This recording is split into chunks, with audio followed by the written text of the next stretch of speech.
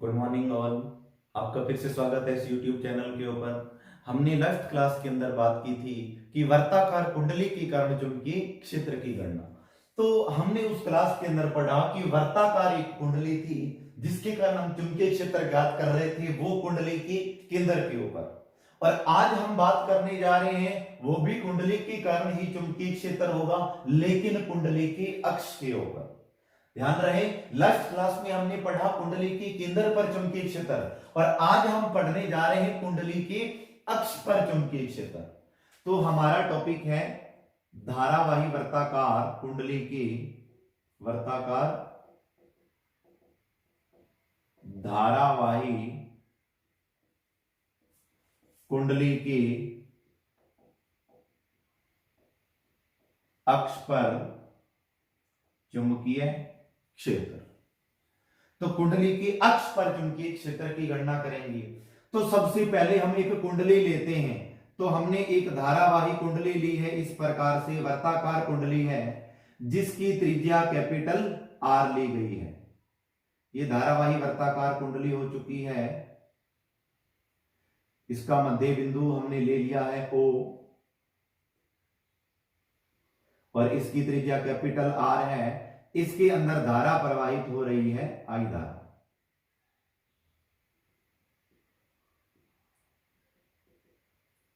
इस प्रकार से इसमें आई धारा प्रवाहित हो रही है।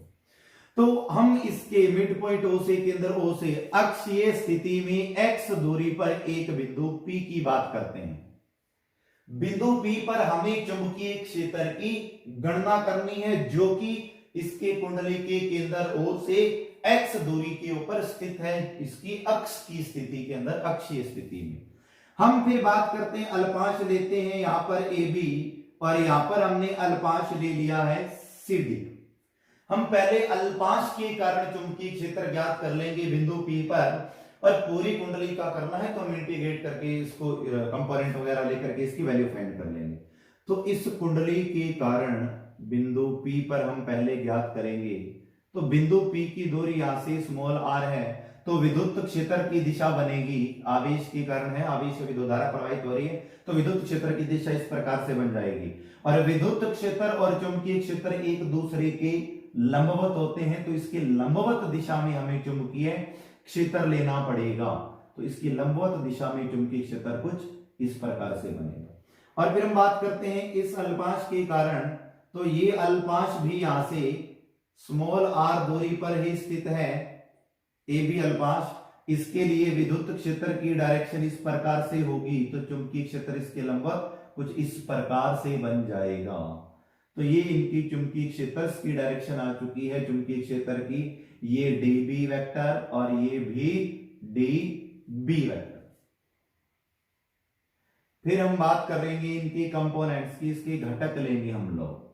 तो हम देखते हैं यहां पर कि ये थीटा कोण बन रहा था, यहां से थीटा कोण की विद्युत क्षेत्र की दिशा आ गई। तो फॉर एग्जांपल हम मान लेते हैं ये अल्फा कोण बना रहा है चुंबकीय क्षेत्र, ये लो अल्फा कोण बन जाएगा। तो ये भी अल्फा और ये भी अल्फा कोण प्राप्त होगा, ये 90 डिग्री थीटा में। तो फिर हम यहां पर देखते हैं इसके घटक की, ये dB है, तो ये कर्ण और ये आधार, आधार बटे कर्ण कोस थीटा होता है घटक परिणामी के, तो ये dB cos अल्फा, और dB के लिए ये लंब बटे कर्ण, तो ये dB sin अल्फा, और dB के लिए ये घटक बन जाएगा dB cos अल्फा, और dB के लिए ये घटक बनेगा dB sin अल्फा। तो ये हमारे पास एक वर्ताकार धारावाही कुंडली है जिसके अक्ष के ऊपर बिंदु P लिया है हमने। बिंदु P के ऊपर हमें चुंबकीय क्षेत्र ज्ञात करना है, इसके लिए हमने घटक लिए, हमने चुंबकीय क्षेत्र की दिशा ज्ञात की और इसके हमने घटक ले लिए हैं। अब हम बात करते हैं इसके अल्पांश के कारण बिंदु P पर उत्पन्न चुंबकीय क्षेत्र कितना रहेगा।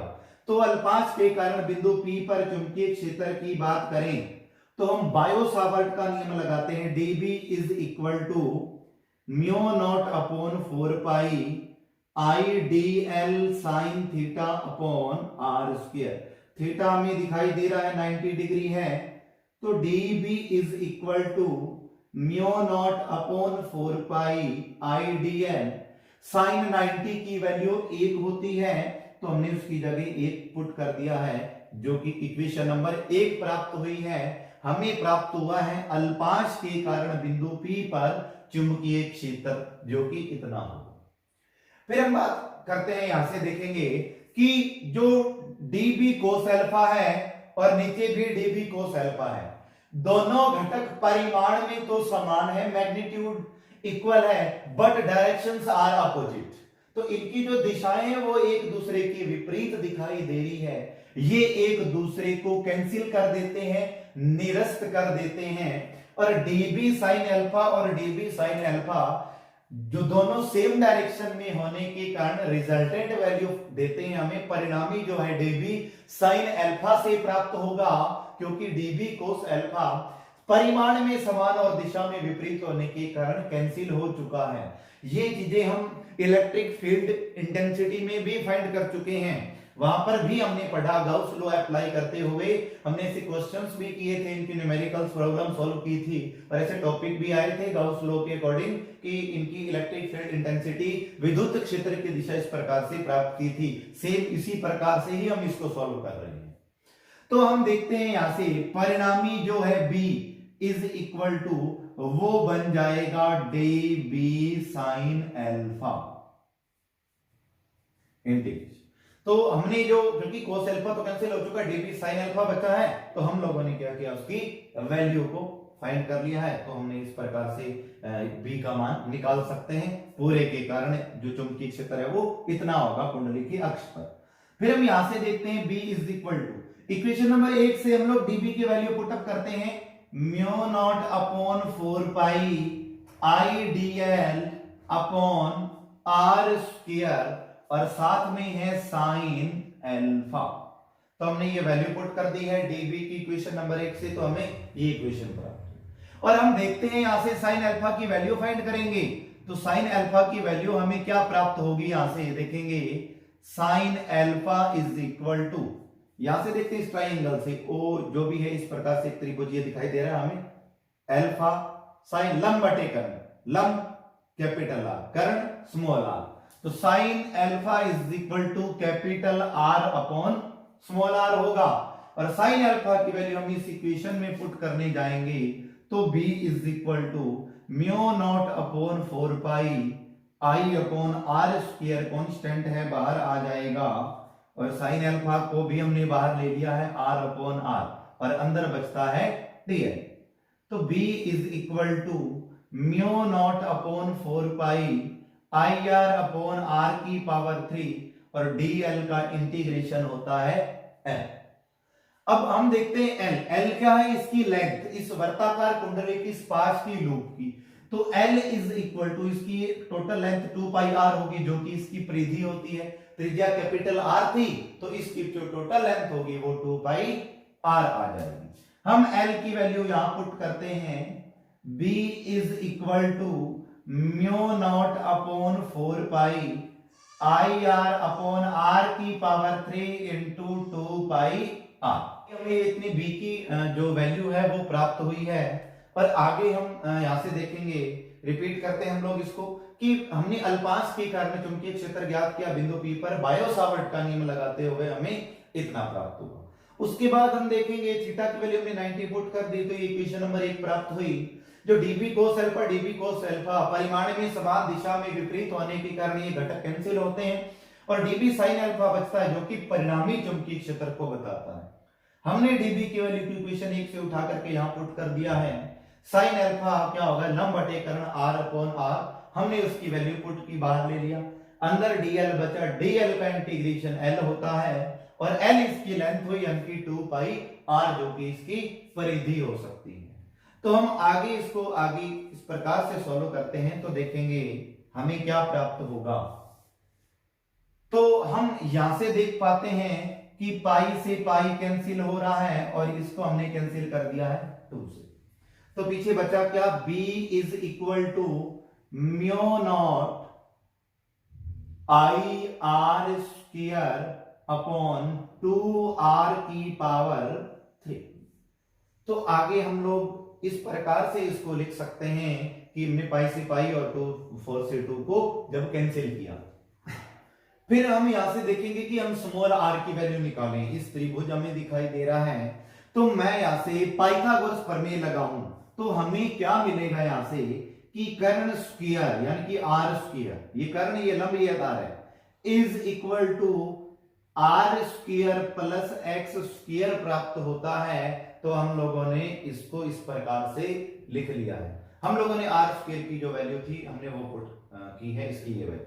अगर हम यहां से r की वैल्यू निकालते हैं तो क्या बन जाएगा, r square plus x square की पावर 1/2, क्योंकि यहां से स्क्वायर हटाएंगे यहां अंडर रूट लगेगा। किसी भी संख्या के ऊपर रूट लगाने का मतलब होता है उसकी पावर 1/2 होना, पावर उसकी हाफ होना। तो इसकी पावर हाफ होगी तो हम इसको इस प्रकार से लिख सकते हैं, जो कि हमने लिख लिया है इसको। तो हम आगे देखेंगे इसको क्या बन जाएगा, ये इसकी r की वैल्यू अब हम यहां पुट करते हैं तो क्या प्राप्त होगा, b is equal to mu naught i r square upon 2 r square plus x square, power 3 already है 1/2, तो पावर 3/2 हो जाती है 1.5, जो कि इतना बनेगा r square plus x square की पावर 3/2। तो हमने इसको कुछ इस प्रकार से लिख लिया है, जो कि इसकी इतनी वैल्यू प्राप्त हो रही है। और यदि इसमें फेरों की संख्या n हो, कि n फेरे हो पूरे के अंदर, कुंडली लपेटी गई है n बार, तो यदि n फेरे हो तो चुंबकीय क्षेत्र कितना होगा, B is equal to mu naught N I r square upon 2 r square plus x square की पावर 3/2। और यदि हम वेक्टर रूप में लिखेंगे इसको सदिश रूप में, तो क्या प्राप्त होगा, b vector is equal to mu naught N I r square upon 2 r square plus x square की पावर 3/2।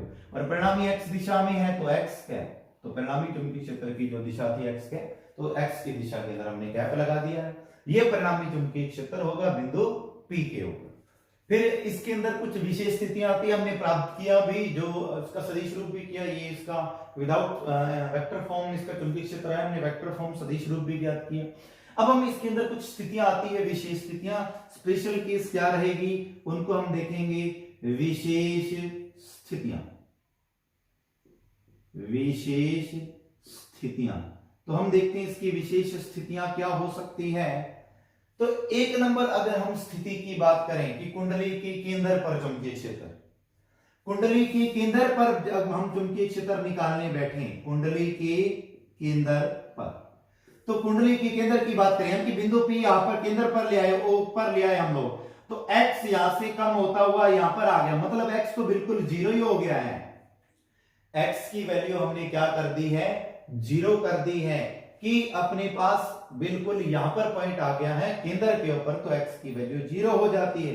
इस इक्वेशन में हम x की वैल्यू 0 पुट करते हैं तो क्या प्राप्त होगा, b केंद्र is equal to mu naught N I r square upon 2, x की वैल्यू तो 0 हो चुकी है, r स्क्वायर की पावर 3/2, तो 2 से 2 कैंसिल कर दिया हमने। b केंद्र is equal to mu naught N I r square upon 2 r की पावर 3 बन जाएगा। फिर हमने 2 तो पावर कैंसिल कर दिए, 2 से 2, पीछे पावर बचती है 1 r के नीचे, तो b केंद्र is equal to mu naught N i upon 2 r। तो ये कुंडली के केंद्र पर चुंबकीय क्षेत्र आया। ये इससे जस्ट पीछे वाले टॉपिक में भी हमने ज्ञात किया था, कुंडली के केंद्र पर चुंबकीय क्षेत्र हमने डायरेक्ट फाइंड किया था, तो जो कि इतना प्राप्त हुआ था, सेम वही वैल्यू आ रही है। तो अब हम इस कंडीशन से हम देखें तो भी कुंडली के ऊपर जो चुंबकीय क्षेत्र की वैल्यू है mu naught N i upon 2 r आ रही है, जो कि पिछले के अकॉर्डिंग सेम है। 2 नंबर स्थिति की, 2 नंबर केस क्या आता है कि if x greater than capital R हो, कि x जो है वो r की तुलना में बहुत अधिक दूरी पर हो, कि ये वैल्यू तो बहुत ज्यादा बड़ी है परंतु कुंडली की त्रिज्या बहुत कम है, x की तुलना में नगण्य है r की वैल्यू, ये तो बहुत ज्यादा अधिक दूरी पर है परंतु त्रिज्या तो बहुत कम है इसकी। तो इस केस के अंदर क्या बनता है देखेंगे, तो b is equal to formula था म्यू नॉट एन आई r square upon 2 r square plus x square की पावर 3/2। तो हम की कंपैरिजन में r को छोड़ देंगे नगण्य मान की, क्योंकि x बहुत अधिक दूरी पर है, बहुत बड़ा है r से। तो b is equal to mu naught N i r square, r को तो हमने छोड़ दिया नीचे, 2x स्क्वायर की पावर 3/2। तो 2 से 2 कैंसिल हुआ, पीछे बचता है b is equal to mu naught N i r square upon 2x की पावर 3। तो ये चुंबकीय क्षेत्र प्राप्त होगा कब? जब x की वैल्यू r की तुलना में बहुत अधिक हो, x बहुत अधिक दूरी पर हो, r उसकी तुलना में बहुत कम दूरी पर हो, उसकी वैल्यू बहुत कम हो, तो ये चुंबकीय क्षेत्र प्राप्त होगा। फिर हम बात करेंगे 3 नंबर केस की। 3 नंबर स्थिति क्या रहेगी इसकी? 3 नंबर स्थिति के बारे में देखते हैं कि यदि बिंदु P कुंडली की अर्ध त्रिज्या पर स्थित हो, कि जो x की वैल्यू है अर्ध त्रिज्या, त्रिज्या r थी, इसकी आधी दूरी पर है r/2, कि मान के चलते कि बिंदु P फॉर एग्जांपल हम बात करते हैं, त्रिज्या इसकी r थी तो आधी दूरी पर लगभग बिंदु P यहां पर आ जाए, ताकि ये दूरी r/2 है। टोटल तो r है, ये आधी दूरी तो r/2 ही होगी। तो जो बिंदु P है वो यहां से केंद्र से r/2 दूरी के ऊपर हो, तो इस बिंदु P यहां आ जाता है। तो यहां पर चुंबकीय क्षेत्र की वैल्यू क्या होगी, हम उसको ज्ञात करते हैं। x की वैल्यू यदि r/2 हो तो इसकी वैल्यू कितनी प्राप्त होगी? b इज इक्वल टू, इसके लिए x is equal to r/2 है, mu naught N i are upon में 2r square plus x square की पावर 3/r²। तो ये चुंबकीय क्षेत्र की गणना थी, हमने प्राप्त की। r/2 पुट करेंगे हम, ये तो b के लिए था। अब हम x की वैल्यू r/2 पुट करते हैं तो कितना प्राप्त होगा हमें? आधी दूरी, इस बिंदु पर चुंबकीय क्षेत्र की यदि हम गणना करें तो b is equal to x is equal to r/2 mu naught N i r square upon 2r square plus x square की जगह r/2, x का स्क्वायर था तो r²/4 बन जाएगा, बाहर 3/2 है। तो bx is equal to r/2 is equal to mu naught N i r square और नीचे 2, 4 एलसीएम ले लिया, 4r² और 1r², तो ये बन जाता है 5r²/4 और 3/2। तो हम यहां से देखें bx is equal to r/2 is equal to mu naught N i r square, 2 इधर पड़ा है, हम इसकी पावर 3/2 ओपन करते हैं तो 5 की पावर 3/2, यानी कि 3/2 का मतलब एक पावर फुल और एक पावर हाफ, 1 + 1/2, तो ये 3/2 बन जाता है। तो यानी एक पावर तो पूरी है उसकी और एक पावर आधी है 5 की, मींस 5√5 लिख लेते हैं हम इसको। 5 का मतलब पावर पूरी, √5 का मतलब 5 के ऊपर अंडररूट लगा, मतलब 5 की पावर हाफ है। फिर हम बात करते हैं r, हम इसको इस प्रकार से लिखते हैं r/2 की स्क्वायर लिख लेता हूं मैं, r²/4 को, और इसकी पावर बार 3/2 पड़ी। तो आगे ये क्या बन जाएगा? bx is equal to r/2 mu naught N i r square upon 2 × 5√5, तो ये 2 से तो 2 कैंसिल कर देंगे हम, r की पावर 3 और नीचे 2 की पावर 3 होता है 8, तो हमने इसको कैंसिल कर दिया है 4 से, तो ये बन जाएगा। और इसको भी हम कैंसिल करेंगे, 2 पावर कैंसिल होगी, पावर नीचे बच जाएगी 1। तो आगे क्या बचता है उसको हम देखेंगे, तो इसकी वैल्यू बच जाती है शेष bx is equal to r/2 is equal to mu naught N I और अपॉन जो नीचे 4 था वो ऊपर चला जाएगा 4 और नीचे बच गया 5√5 और नीचे कितना बच जाएगा r। तो ये r/2 दूरी के ऊपर इस बिंदु के ऊपर चुंबकीय क्षेत्र प्राप्त हुआ है जिसकी वैल्यू इतनी होगी। यदि मैं 2 का ऊपर नीचे मल्टीप्लाई कर देता हूं bx, तो कितना प्राप्त होगा? x is equal to r/2 4 mu naught, इनकी ये बन जाता है फिर 8/5√5 mu naught N i upon 2r, भी ये 2 तो यहां लिखा गया है और वो 2 4 के साथ मल्टीप्लाई कर दिया। ये केंद्र पर चुंबकीय क्षेत्र होता है, इसीलिए हमने 2 को ऊपर नीचे मल्टीप्लाई किया था। अभी हमने फाइंड किया mu naught N i upon 2r केंद्र पर चुंबकीय क्षेत्र था, तो हम इसको ऐसे लिख सकते हैं bx is equal to r/2 8/5 divide करते हैं तो 0.72 आ जाता है, b केंद्र केंद्र पर इस बिंदु पर जो चुंबकीय क्षेत्र होगा और इस पर होगा, तो इस बिंदु का चुंबकीय क्षेत्र इस बिंदु के चुंबकीय क्षेत्र का 0.72 गुना होता है, कि यहां पर चुंबकीय क्षेत्र केंद्र के चुंबकीय क्षेत्र का 0.72 गुना प्राप्त हो रहा है।